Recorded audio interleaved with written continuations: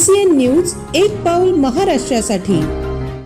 वाशिम जिल्हा आयटक संघटनेच्या वतीने आज 11 फेब्रुवारी रोजी आशा व गट प्रवर्तकांच्या प्रलंबित मागण्यांसाठी जिल्हाधिकारी कार्यालयावर भव्य मोर्चा काढण्यात आला। हा मोर्चा आयटक राज्याध्यक्ष राजू देसले यांच्या मार्गदर्शनाखाली आयोजित करण्यात आला। राज्य उपाध्यक्ष CO मुगाजी बुरुड, जिल्हा मार्गदर्शक यशवंत हिवराडे, जिल्हाध्यक्ष हर्षताई खडसे व जिल्हा कार्याध्यक्षा वंदना हिवराडे यांच्या नेतृत्वात हा मोर्चा निघाला।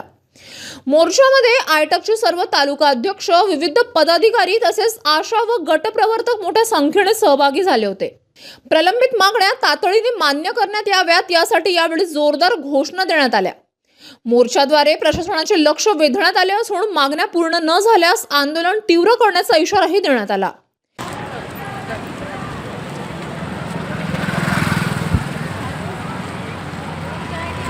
प्रतिनिधी भारत गवई, मेहकर, डोनगाव।